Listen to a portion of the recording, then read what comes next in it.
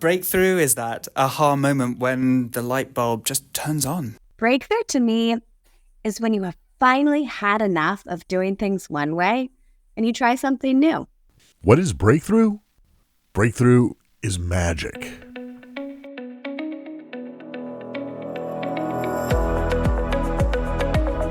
Breakthrough. It's a powerful word with many angles to it.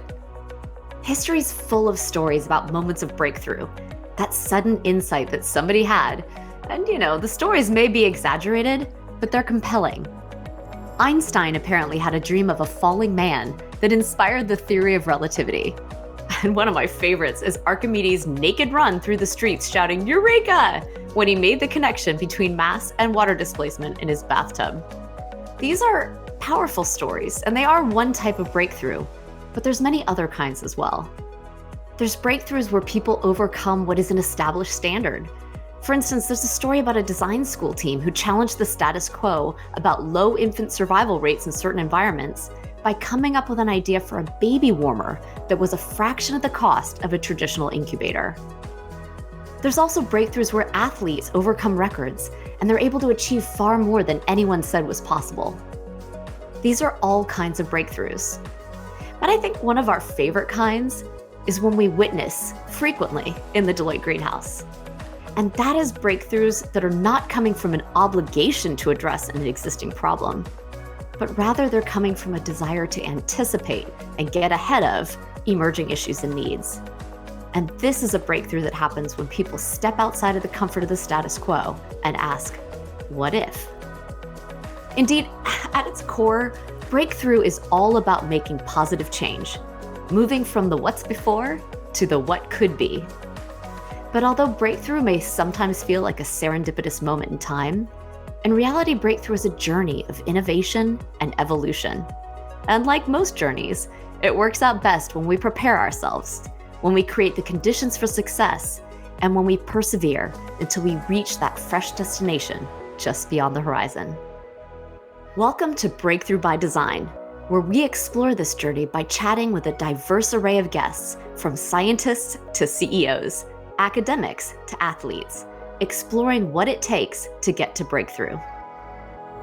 I'm Kim Christfort, Chief Innovation Leader for Executive Accelerators and the Deloitte Greenhouse. After years of research and working with executives in the field, we found that there are specific principles and techniques that, when applied with intention and regularity, can enhance your chances of achieving real breakthrough. We call these 10 things the Breakthrough Manifesto Principles. In each episode, we invite a unique expert to help us dig deep into different aspects of these principles, sharing intriguing insights, tactical tips, and surprising stories around how to devise, develop, and drive transformative innovation. To start us on our journey today, we'll explore 4 main points. Point 1, breakthrough takes time. As a musician and songwriter, breakthrough to me means you've lived with the uncertainty and vagueness around an idea, and all of a sudden everything becomes crystal clear, both musically and lyrically, and you end up with something that you know will not only move you, but those who hear it. It turns out breakthrough is a process, and not always a linear one. Yes, things may suddenly become clear in that aha moment, but there's a period before then where you're waiting and looking and exploring and experimenting, and it's not necessarily clear where you will land. To understand this combination, I like to recall a story about how the ancient Greeks thought about time. It turns out they actually had 2 words for time. Now, many people are familiar with the Greek word chronos. That's the root of words such as chronology and chronological, and it comes from Chronos, the god of sequential time. But the ancient Greeks had another concept for time as well, and that's the god Kairos. Kairos was the god of the opportune moment, and he had some intriguing traits. Picture for a moment what he looked like. He had wings, because even in ancient Greece, time flew, and his head was completely bald, except for one long lock of hair on his forehead. Why? Well, if you're paying attention, you can see opportunity coming and you can grasp a hold of it, just like you would grab that lock of hair. But if you're not looking or you move too late, the opportunity will pass you by and you'll be left trying to grab the back of a slippery head. Now, I like this story as I think about breakthrough, because breakthrough is really about both kinds of time. It's about keeping your mind and your eyes open to opportunity, but it's also about putting in the time it takes to find and shape and bring to life a transformative idea. The essence of breakthrough is implicit in its name. Break is all about figuring out what's holding you back and keeping you from your opportunity and getting that thing out of your way. But breaking things isn't enough. You need the through part as well to create momentum, to get to positive change. And when you're able to put those two pieces together, it allows for transformative innovation. Now, point number 2. Breakthrough is fundamentally human. It's getting to a place after having struggled with something and feeling that I can let go of it, and letting go of it feels like relief and release. And to me, that's a breakthrough. We started thinking about breakthrough years ago after working with thousands of executives and their teams and finding that oftentimes people just got stuck. And the reasons they got stuck were not necessarily that they lacked the technical solution or they didn't have the capabilities. They were often struggling because they were holding on to the status quo, or they weren't really diagnosing the root causes for why they were stuck, and they didn't know how to build a path forward. One of the fascinating things about breakthrough is that it's both unique to every person and every team, and it's also founded on a common set of biases and beliefs that are true to all human beings. As we did our work over the years with individuals and teams, we started to codify what were those principles, what were those biases and behaviors that we'd see all the time, and how could we dig underneath those and actually shift the behaviors and shift the biases for the better. One of the things we've seen is that breakthrough starts with the individual, and what you need as an individual to get to breakthrough could vary.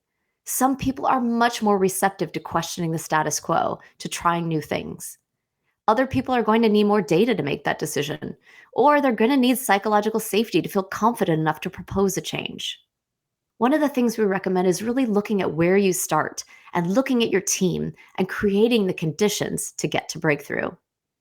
When we talk about these conditions, we mean many things. Part of that's having an environment where many people can contribute, because diversity is fabulous when it comes to transformative innovation and getting to breakthrough. So having an environment where you can hear from diverse perspectives and people feel confident enough to contribute is critical.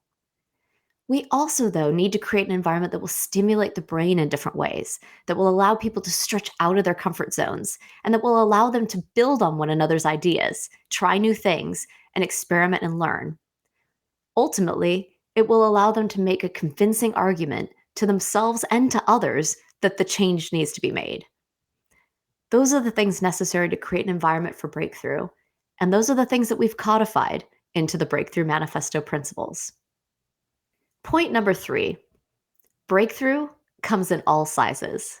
I teach first grade, and what breakthrough means to me is that little electric spark when you see a student really get something for the first time, that aha moment, and it almost looks like an electrical charge for them, that they really understand what they're learning about, or a new skill, or how to read something that was challenging.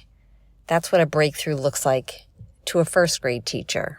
Sometimes people think of breakthrough as being something happening on the world stage, a scientific discovery perhaps, or a new business invention, but not something that's necessarily part of their day-to-day lives.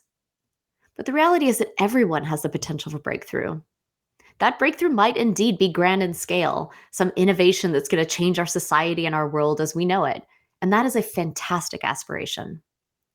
But we also know that breakthrough can be highly personal. It could be that realization that you had about something that's been holding you back, or an insight into how you might change your relationships with others, or the way you focus your time. We created the Breakthrough Manifesto principles because we realized that breakthrough thinking is something that people might talk about, but they don't always do it day to day. And we wanted to make the process of achieving transformative innovation accessible to everyone. It's also important to recognize that breakthrough can be a process that you undertake yourself, but it can also be one that you catalyze for others. Creating environments where people can be authentic and contribute diverse experiences. Providing opportunities for individuals to experiment, stretch outside of their comfort zone, learn and grow, and inspiring others to be bold and make positive change. Those two sizes of breakthrough, the grand scale change and the personal transformation, are both important because ultimately, breakthrough only happens if people make it happen, believe in it happening, and bring others along on the journey.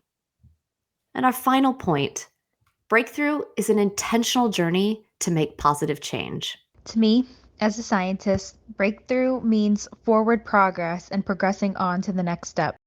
What you've been working on and waiting for has come, and this allows you to continue in your work. While it's often said that human beings are creatures of habit, we also know that we are constantly experiencing and reacting to change. But to realize breakthrough, it's not enough to just cope with changes happening around you. You need to intentionally work for change. And change can be hard. We're at a moment in history where rapid shifts across social, economic, and technology factors are disrupting many of our foundational beliefs and behaviors. This is creating a whole new set of challenges and opportunities. And frankly, many of our traditional approaches to problem solving and innovation fall short in that complex environment. That's why we created the Breakthrough Manifesto. The manifesto is a set of principles that provides a way of thinking that reveals new possibilities and a way of acting that converts that potential into impact. It's a way that everyone can start to build new muscles, to be able to see opportunities as they're coming your way, and to be able to capture them before they fly by. Ultimately, it's a way to be able to go through a journey to get from that aha idea to true transformative innovation and positive change. Our research shows that breakthrough is an ongoing iterative process, which requires a combination of three things. First, a recognition of a problem or opportunity relative to the status quo. Second, an idea or insight for how to do things differently. And finally, third, the actions needed to actually make change happen.